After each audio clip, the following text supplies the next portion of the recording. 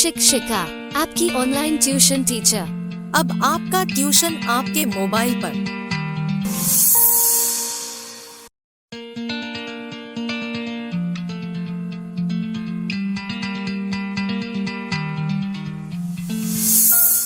Hello बच्चों, आज हम लोग पढ़ेंगे अपनी कक्षा 5 का पर्यावरण अध्ययन का पाठ 2 कहानी सपेरों की। ठीक है, इसमें हम लोग पढ़ेंगे आज सपेरों की कहानी के बारे में। इसमें एक लड़का है जो अपने दादाजी के कहानी के बारे में बता रहा होता है। ठीक है, कहानी में आप लोगों के क्या है, देखिए यहाँ पे लिखा हुआ है, मैं हूँ आर्यनाथ। ठीक है, मैं हूँ आर्यनाथ। तुम्हें जानकर हैरानी होगी कि मैं ऐसा कुछ कर सकता हूँ जो तुम में से शायद ही कोई कर सकता है।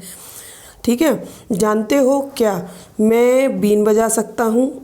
हो गए ना हैरान? तो वो पूछ रहा है कि मैं बीन बजा सकता हूँ, क्या आप लोग बजा सकते हैं? नहीं ना। तो वो पूछ रहा है कि आप लोग हैरान हो गए।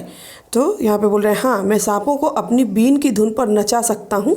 यह कला मैंने अपने लोगों से सीखी है। हमारे लोगों को कालबेलिया कहते हैं। ठीक है, जो सपेरे लोग होते हैं, इन लोगों को क्या क्या कहा जाता है? कालबेलिया कहा जाता है। ठीक है, यहाँ पे बोल रहे हैं, मेरे दादा रोशन नाथ जी हमारी जाति में बहुत मशहूर थे। वे बहुत आसानी से खतरनाक और जहरीले सांपों को पकड़ लेते थे। वे मुझे कई बार अपने बीते दिनों के किस्से भी सुनाते थे। आओ तुम भी सुनो उनकी कहानी उन्हीं की जुबानी। ठीक है ना, मतलब वो अपने दादाजी की कहानी जैसे वो सुनाया करते थे उन्हीं की तरह से बता रहा है। तो यहाँ पे बता रहा है दादाजी की यादों में वो क्या बता रहा है, मेरे दादा परदादा सभी सपेरे थे। ठीक है ना, मतलब वो सपेरों के खानदान से था और सपेरे लोगों के वंश से ही चला आ रहा था। ठीक है ना, और उनकी ज़िंदगी किससे थी? हमेशा सांपों से जुड़ी हुई रही। सपेरे लोग क्या करते हैं? सांपों को पालते हैं, बीन बजाते हैं और उनको हर गली में, शहरों में, गाँव में जा करके घुमा कर बीन बजा कर नचा कर दिखाते हैं और उसी से अपनी रोजी रोटी कमाते हैं। ठीक है ना, तो आइए इनकी कहानी पढ़ते हैं। मेरे दादा परदादा सभी सपेरे थे। हमारी ज़िंदगी सांपों से जुड़ी रही। कंधे पर कांवड़ जैसी पिटारी लटकाए हम एक गांव से दूसरे गांव घूमते। जहां भी जाते हमें देखकर लोगों की भीड़ इकट्ठी हो जाती। फिर हम पिटारी में रखी बांस की टोकरी में से निकालते अपने प्यारे सांप। ठीक है ना, सांपों का नाच देख लेने के बाद भी लोग वहीं रुके रहते। क्यों रुके रहते थे लोग? क्योंकि उनको क्या पता होता था? उन्हें पता होता था कि हमारे टीन के डिब्बे में उनके कई सारे रोगों की दवा होगी। कई सारे रोगों की दवा। अब आप सोचेंगे कि सपेरे लोग दवा कैसे दे सकते? तो सपेरे लोग क्या करते हैं, वो कोई डॉक्टर नहीं होते हैं, लेकिन वो लोग औषधियाँ देते हैं। औषधियाँ कैसे देते हैं? वो लोग जंगलों में घूमते हैं, जंगलों में घूम करके वो सांपों को पकड़ते हैं। ठीक है ना, और उन्हीं जंगलों में हमें जड़ी बूटियाँ भी मिलती हैं जो बहुत सारी आयुर्वेदिक दवाइयों के रूप में हमारे शरीर में बहुत सारे रोगों का इलाज कर सकती हैं। ठीक है ना, तो उसमें वो वही बता रहा है, उन्हें पता होता था कि हमारे टीन के डिब्बे में उनके कई रोगों की दवा होगी। ये सभी जड़ी बूटियाँ हम जंगल से इकट्ठा करते। मैंने भी यह सब अपने दादाजी से सीखा। मुझे अच्छा लगता है कि जहाँ डॉक्टर नहीं है वहाँ भी मैं अपनी दवाइयों से लोगों की कुछ मदद कर पाता हूँ।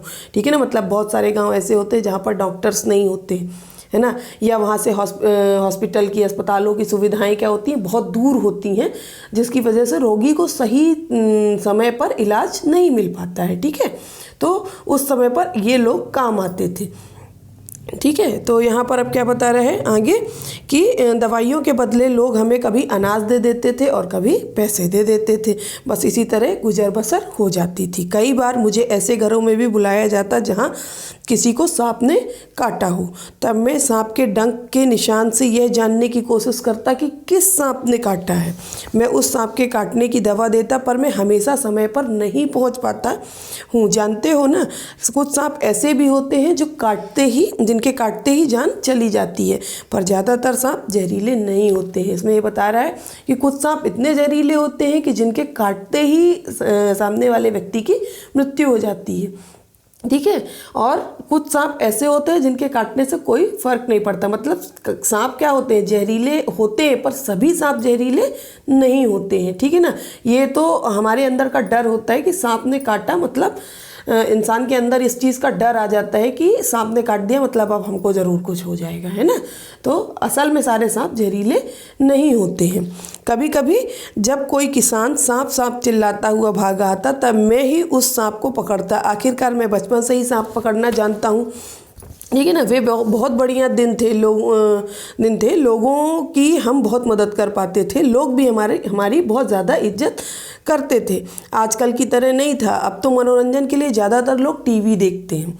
ठीक है। जब मैं बड़ा हुआ तो मेरे पिताजी ने मुझे सांप के डसने वाले दांत निकालने सिखाए। मतलब सांप जिन दांतों से सांप डसता है, अपना जहर इंसान के शरीर तक पहुंचाता है, उन दांतों को कैसे निकाला जाता है उसको ये चीज़ विधि सिखाई गई। जहरीले सांप की जहर की नली बंद करना भी सिखाया। उसकी जहर वाली थैली को कैसे बंद किया जाता है, कैसे लॉक किया जाता है, वो भी उसमें उसको सिखाया गया था। ठीक है। अब इसमें पूछ रहा है बताओ क्या तुमने कभी किसी को बीन बजाते देखा है? अगर देखा है तो कहाँ? तो हाँ देखा है। हम अपने आसपास शहरों में, गाँव में, हमारे यहाँ जब भी सपेरे आते हैं तो वो बीन बजाकर ही सांप को नचाते हैं। ठीक है ना। फिर क्या तुमने कभी सांप देखा है? कहाँ? अगर हाँ तो बताना पड़ेगा कि कहाँ। तो हाँ सांप तो हमने देखे हैं, खेतों में देखे हैं, कभी कभी नदियों में भी हमने देखे होते हैं। ठीक है। और सांप तो सपेरों के पास भी हम लोगों ने देखे हैं। ठीक है ना। फिर उसके बाद वो बोल रहा है अगले क्वेश्चन में क्या तुम्हें उससे डर लगा? अगर हाँ तो क्यों लगा? है ना। तो हाँ सांपों को देखकर डर तो लगता है। क्यों? क्योंकि सभी लोग हम लोग ये जानते हैं कि सांपों के काटने से लोग मर जाते हैं, है ना। भले ही वो हो या ना हो, लेकिन हमको ये पता है कि सांप के काटने से लोग मर जाते हैं, इसलिए हम सांप को देखते ही डर जाते हैं। फिर वो बोल रहा है तुम्हें क्या लगता है सभी सांप जहरीले होते हैं? तो हाँ सांप तो जहरीले होते हैं, लेकिन सभी सांप जहरीले नहीं होते हैं। ठीक है। फिर यहाँ पे बोल रहा है तुमने पिछले पार्ट में पढ़ा था कि सांप के बाहरी कान नहीं होते। हम लोगों ने पिछले लेसन में पढ़ा था अपने कि सांप के कान नहीं होते। वो किससे समझता है? ज़मीन में होने वाले कंपन से अपने आसपास की चीज़ों को समझता है, अपने आसपास के खतरे को भांप लेता है। ठीक है। सोचो क्या वह बीन की धुन सुन पाता होगा या फिर बीन के हिलने से वह नाचता होगा? जब सांप के बाहरी कान नहीं होते तो सीधी सी बात है कि वो सांप बीन की धुन को सुन नहीं पाता। वो सिर्फ बीन के हिलने की दिशा में अपने सिर को हिलाता है, जिसको हम लोग नाचना कहते हैं। ठीक है। सांप सिर्फ बीन को देखकर, उसके द्वारा ज़मीन में जो कंपन हो रहा होता है उसको देख करके वो हिलता है, और जब वो हिलता है तो उसी को हम लोग क्या समझते हैं कि सांप नाच रहा है। फिर आगे बोल रहा है, आगे दे रहा है हम क्या करें। तो यहाँ पर दिखा रहा है आर्यनाथ तुम्हारे पिताजी बहुत छोटी उम्र से ही मेरे साथ गांव-गांव घूमा करते। मतलब आर्यनाथ के पिताजी आर्यनाथ के दादाजी के साथ बहुत छोटी उम्र से हर गांव में घूमते रहते थे। उन्होंने बीन बजाना अपने आप ही सीख लिया था। आज की सोचूं तो बहुत परेशानी होती है।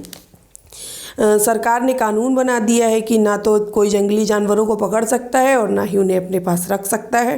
ठीक है। कुछ लोग जानवरों को मारते हैं, उनकी खाल जो है वो ऊंचे दामों में बेचते हैं, इसलिए ऐसा कानून बनाया गया। पर ऐसे कानून बनाने से हमारी रोजी रोटी का क्या होगा? हम सपेरों ने कभी भी सांपों को नहीं मारा, ना ही कभी उनकी खाल बेची। कुछ लोग कहते हैं कि हम सांपों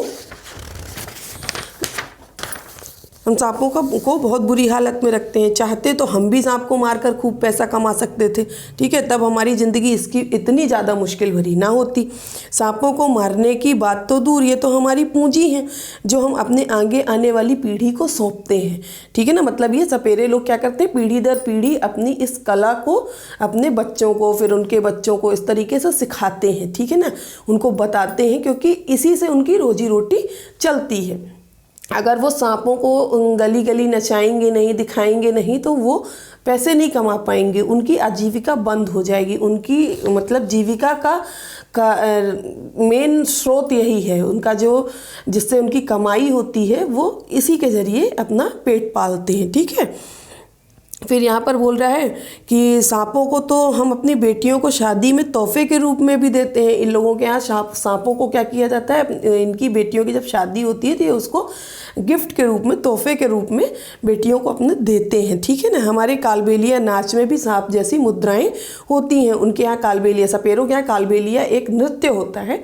उस नृत्य में भी ये लोग ऐसी मुद्राएं करते हैं, ऐसी मुद्राओं के साथ नाचते हैं, ऐसे स्टेप्स करते हैं जिसमें सांप के नाचने का या सांप के करतब दिखाने का पूरा एक्ट होता है। ठीक है। फिर उसके बाद दिखा रहा है आर्यनाथ, तुम्हें अपने लिए अलग तरह की ज़िंदगी सोचनी पड़ेगी। तुम भी अपने पिताजी की तरह बीन बजाने में माहिर हो। तुम अपने साथियों के साथ मिलकर एक बीन पार्टी बनाकर लोगों का मनोरंजन कर सकते हो, पर तुम पीढ़ियों से मिले सांपों के इस ज्ञान को व्यर्थ मत गंवाना। अब उसके दादाजी आर्यनाथ को ऐसा करने के लिए इसलिए बोल रहे हैं क्योंकि उन्हें पता है कि अब जो कानून बन गया है कि जंगली जानवरों को हम अपने पास कैद करके नहीं रख सकते हैं। ठीक है। तो उस कानून के चलते सपेरे लोग सांपों को तो नहीं रख सकते, तो अब उनका जीवन कैसे चलेगा। तो उनको बीन से जुड़ी हुई कोई और योजना सोचनी होगी ना, जिसकी वजह से उनका पेट चलता रहे। ठीक है ना। उनके यहाँ रोजी रोटी चलती रहे। तो इसलिए वो सोच रहे हैं, वो ऐसा बता रहे हैं कि तुम अपने दोस्तों के साथ मिलकर बीन पार्टी बनाओ कोई, मतलब जिसमें बीन बजाने के तरह तरह के करतब दिखाई जाएं। ठीक है। और लोगों का मनोरंजन भी हो सके और इससे कानून भी नहीं तोड़ना पड़ेगा उनको। ठीक। लेकिन वो इसके साथ साथ ये हिदायत भी दे रहे हैं कि सांपों से जुड़ा जो भी ज्ञान उनको पीढ़ियों से अपने मिलता चला आ रहा है ना, वो उस ज्ञान को व्यर्थ ऐसे ही जाने ना दें। ठीक है। तुम शहरों और गाँवों के बच्चों को बताना कि सांपों से ना तो डरने की ज़रूरत है और ना ही नफरत करने की। उन्हें सिखाना कि जैसे जहरीले सांपों को पहचानना, कैसे जहरीले सांपों को पहचाना जाता है, मतलब वो लोग कैसे जहरीले सांपों को पहचान लेते हैं, ये चीज़ तुम सभी आम लोगों को भी बताना। उन्हें यह भी बताना कि सांप तो किसान के दोस्त होते हैं। ठीक है। सांप ना हो तो खेतों में जो फसल होती है वो चूहों के द्वारा खा ली जाएगी, लेकिन अगर सांप है तो वो चूहों को खा लेते हैं, जिसकी वजह से किसान की फसल क्या रहती है, सुरक्षित रहती है। फिर बोल रहे अब तुम उन सभी बच्चों को मेरी ये कहानी सुनाना, अपनी ज़िंदगी की भी एक नई कहानी बनाना। ठीक है। और अपने पोते पोती को सुनाने के लिए। ठीक। वो क्यों ऐसा बोल रहे हैं कि तुम जैसे हम लोग जीते आ रहे थे वो कहानी हमने तुमको सुनाई, अब तुम जैसे जियोगे तो तुम कुछ इस तरीके की कहानी अपनी रचना, अपने जीवन में कुछ ऐसे काम करना कि तुम अपने आगे आने वाली पीढ़ी को उस कहानी के बारे में बता सको। फिर इसके बाद आ रहा है लिखो। यहाँ पर आ रहा है ना लिखो। क्या तुमने कभी जानवरों के खेल या नाच होते देखे हैं, जैसे सर्कस में, सड़क पर या पार्क में। ठीक है ना। वो फिर पूछ रहा है कब और कहाँ देखा है। हाँ बिल्कुल देखा है। सर्कस में हम लोग देखते हैं। ठीक है ना। अपने यहाँ भालू नचाने वाले आते हैं, मदारी आता है जो बंदरों को नचाता है। तो इन सभी में हमने क्या देखा है, जानवरों को तरह तरह के खेल और नाच जानवरों के हमने देखे हैं। यहाँ पर जनरली हम लोग सर्कस में भी देखते हैं। ठीक है। और किस जानवर का खेल देखा, तो हम लोग अगर सर्कस की बात करें तो हम लोग कौन कौन से जानवरों का खेल देख चुके हैं, बंदरों का भी देखते हैं। सर्कस में तो हम लोग गेंडे, हाथी, शेर, है ना, इन सभी के हम लोग देखते हैं करतब। भालू का भी देखते हैं सर्कस में। और अपने गली मोहल्लों में जो मदारी आते हैं उनमें हम लोग बंदरों का खेल भी देखते हैं। ठीक है। फिर यहाँ पे दे रहा है जानवरों के प्रति लोगों का क्या व्यवहार था। जानवरों के प्रति लोगों का व्यवहार कैसा था। वहाँ पर तो लोगों का व्यवहार बहुत अच्छा था। ठीक है। उन्हें वो देखकर बड़ा मज़ा आ रहा था। फिर अगला सवाल पूछ रहा है क्या कोई जानवर को परेशान भी कर रहा था, अगर हाँ तो कैसे। ठीक है। तो जानवरों को हाँ लोग परेशान भी करते हैं, उनके ऊपर पानी की बोतलें फेंकते हैं, कहीं कुछ फेंकते हैं, कभी कुछ फेंकते हैं ना, तो उससे क्या होते हैं, जानवर परेशान होते हैं। जिस समय हम सर्कस में बैठ कर के उनके करतब देख रहे होते हैं उस समय कुछ लोग ऐसे भी होते हैं जो उनको परेशान कर रहे होते हैं। ठीक है। वह खेल देखकर तुम्हारे दिमाग में किस किस तरह के सवाल उठे। तो जब हम सर्कस में जानवरों को खेल या करतब दिखाते हुए देखते हैं तो हमारे दिमाग में भी कुछ सवाल उपजते हैं। वो किस तरह के सवाल होते हैं, तो वो सवाल होते हैं जैसे कि क्या किसी जानवर को उसके परिवार से दूर करना अच्छी बात है ना। क्या किसी जानवर को कैद में रखना ये कोई अच्छी बात है, उसको पिंजड़े के अंदर बंद कर देना अकेला, ये अच्छी चीज़ है ना। और क्या किसी जानवर को सिर्फ अपने मनोरंजन के लिए बंदी बनाकर रखना, उसे ज़बरदस्ती उन चीज़ों के लिए तैयार करना, मार कर पीट कर, वो कहाँ तक सही है ना। ऐसे सवाल हमारे दिमाग में आते हैं। वो यहाँ पर बोल रहा है मान लो कि तुम एक जानवर हो जो कैद में है, अब तुम इन वाक्यों को पूरा करो। अगर मान लो हम जानवर हैं तो हमको कुछ वाक्य दिए जा रहे हैं और हमको कैद में रखा गया है अगर हम जानवर हैं तो हमारे मन में कैसे आएगा। यहाँ पे बोल रहा है मुझे डर लगता है जब। कब डर लगता है? जानवरों के मन में कैसा आता होगा? हमें डर लगता है कब? रिंग मास्टर जब मेरी पिटाई करता है, ठीक है ना। रिंग मास्टर क्या करता है? जब हमारी पिटाई करता है तब हमको डर लगता है। फिर उसके बाद बोल रहा है अगला स्टेप में मेरी इच्छा है कि मैं आगे क्या, तो उसकी इच्छा, एक जानवर की इच्छा क्या हो सकती है कि मैं जंगल में आज़ाद घूमूं, ठीक है ना। फिर बोल रहे हैं मैं उदास होता हूँ जब। जानवर कब उदास होता है? जब उसको अपने दोस्तों की याद आती होगी, अपने घर वालों की याद आती होगी, है ना। तो कब उदास होता है? जब मुझे मेरे दोस्तों की और घर वालों की याद आती है। फिर अगर मुझे मौका मिलता तो मैं, वो आगे बोल रहा है कि अगर मान लो जानवर के रूप में हमें मौका मिलता तो हम क्या करते, है ना। तो पिंजरा तोड़कर भाग जाते हम। अगर मौका मिलता तो हमें पिंजरा तोड़कर भागने में देर नहीं लगती। फिर वो बोल रहा है मुझे ये बिल्कुल भी पसंद नहीं है। क्या पसंद नहीं है? कि लोग मुझे तंग करें या मुझे बंद करके पिंजड़े में रखें, ठीक है ना। ये किसी को भी पसंद नहीं आ सकता। हम किसी को कैद करके रखेंगे, चाहे वो इंसान हो या जानवर, उसे कभी भी पसंद नहीं आएगा, ठीक है। आप अपने दिमाग से सोचो कि यदि आपको एक कमरे में बंद कर दिया जाए और आपसे सिर्फ वही काम करवाए जाएं जो हम चाहते हैं और ज़बरदस्ती करवाए जाएं तो आपके मन में कैसा लगता है ना। तो ठीक वैसा ही जानवरों को भी महसूस होता है। फिर वो बोल रहा है क्या तुम जानते हो, एक सांपों के बारे में ख़ास बात है यहाँ पर। क्या ख़ास बात बताई जा रही है? हमारे देश में पाए जाने वाले सांपों में केवल 4 तरह के सांप ही जहरीले होते हैं, ठीक है। और ये कौन कौन से सांप होते हैं ये हम आपको यहाँ पर बताते हैं। कौन कौन से सांप होते हैं यहाँ पे? ये होते हैं, पहला तो होता है आपका नाग, ठीक है। दूसरा होता है आपका करैत और तीसरा आपका क्या होता है? दुबोइया।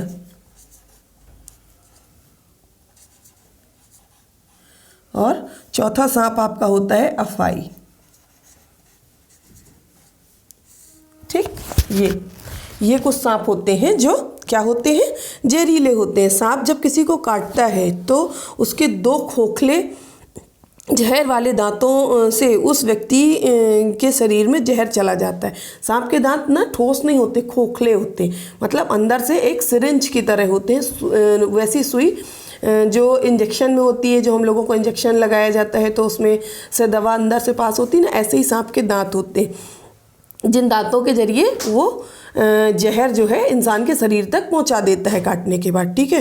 इस जहर से बचने के का सिर्फ एक ही उपाय होता है। जिस व्यक्ति को सांप ने काटा है उसे तुरंत जहर के असर को ख़त्म करने वाली दवाई यानी कि सीरम दिया जाता है और ये सीरम सांप के जहर से ही बनाया जाता है और सभी सरकारी स्वास्थ्य केंद्रों में ये मिल जाता है, ठीक है ना। सांप के जहर से ही सांप के काटने की दवाई बनाई जाती है जिससे उसका उपचार हो सकता है। अब यहाँ पर बोल रहा है लिखो। क्या लिखना है यहाँ पर? सपेरों के अलावा और कौन कौन से लोग अपनी रोजी रोटी के लिए जानवरों पर निर्भर होते हैं, ठीक है ना। तो सपेरों के अलावा कौन कौन होते हैं देखो यहाँ पर हम लोग लिखेंगे। क्या?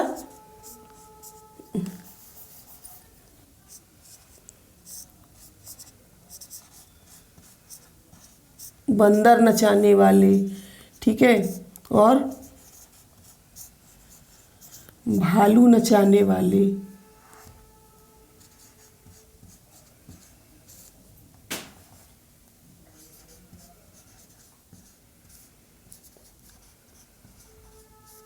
और कौन से?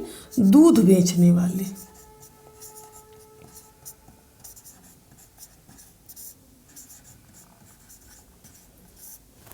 ठीक। ये 3 तरह के लोग ऐसे होते हैं जो क्या होते हैं? जानवरों पर निर्भर होते हैं। और ये सभी किस चीज़ के लिए निर्भर होते हैं? अपनी रोजी रोटी के लिए। किस चीज़ के लिए? ये सभी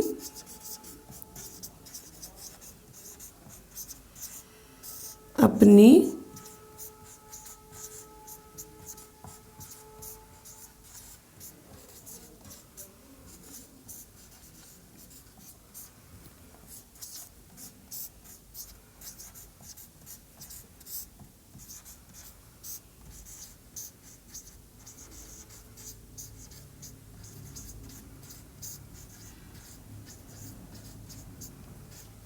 ठीक है, ये सभी अपनी रोजी रोटी के लिए जानवरों पर निर्भर होते हैं, ठीक है।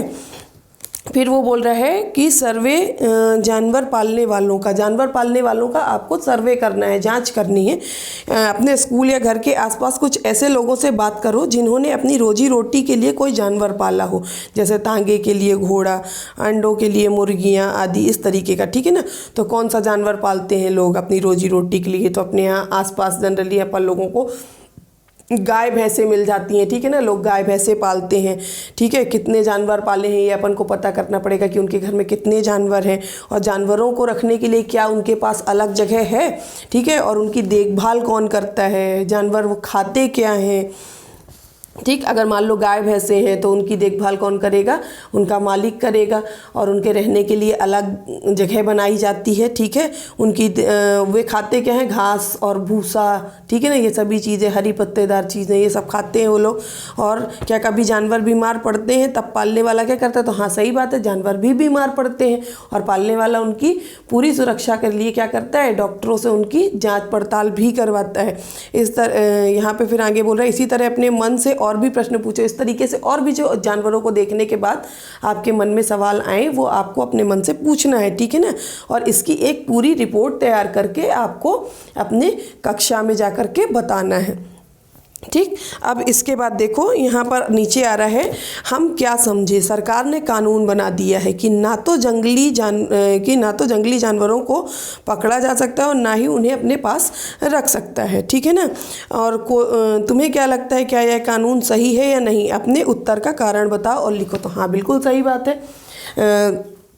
कोई भी जानवर पिंजड़े में रहना नहीं पसंद करता है ना। और किसी को भी कैद अच्छी नहीं लगती, चाहे वो इंसान हो या जानवर हो। ठीक है। तो जब कैद अच्छी नहीं लगती है तो उस हिसाब से अगर देखा जाए तो बिल्कुल सही बात है, जो हमारे संविधान के द्वारा कानून बना हुआ है, जो हमारी सरकार के द्वारा कानून बनाया गया है कि कोई भी इंसान किसी जानवर को कैद करके नहीं रख सकता है, तो ये बिल्कुल सही कानून बना है, ऐसा ही होना चाहिए। ठीक है।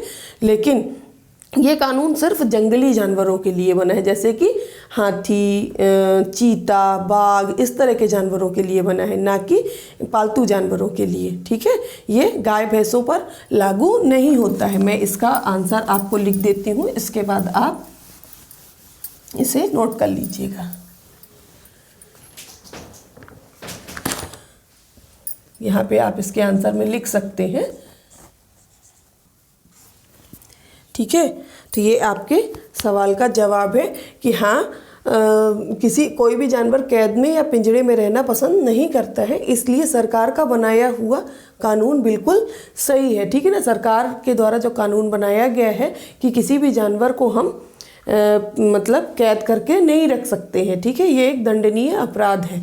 ठीक है। तो इसलिए सरकार के द्वारा बनाया हुआ कानून बिल्कुल सही है, परंतु यह कानून जंगली जानवरों जैसे बाघ, चीता, हाथी आदि के लिए बना है, पालतू जानवरों जैसे गाय, भैंस आदि के लिए नहीं। ये पालतू जानवरों के लिए नहीं बनाया गया है, ये केवल जंगली जानवरों को पालने के लिए बनाया गया। जंगली जानवरों को आप कैद में नहीं रख सकते, क्योंकि जंगली जानवर स्वच्छंद होते हैं। ये जंगलों में घूम घूम कर रहना पसंद करते हैं, ये कैद में रहना नहीं पसंद करते हैं। ठीक है। तो इसी के साथ आपका ये पार्ट ख़त्म होता है। और इसके लिए इस पार्ट में आपको जो भी और दिक्कतें हों, जो भी सवाल ऐसा लगे कि आपसे नहीं बन रहा है, ठीक है, तो आप मुझसे कमेंट करके पूछ सकते हैं। तब तक के लिए हम लोग मिलेंगे अपनी अगली वीडियो में अगले पार्ट के साथ। तब तक के लिए धन्यवाद। एमपी बोर्ड पाठ्यक्रम पर आधारित कक्षा 1 से 5वीं तक ऑनलाइन ट्यूशन क्लासेस पढ़ने के लिए चैनल को अभी सब्सक्राइब करें।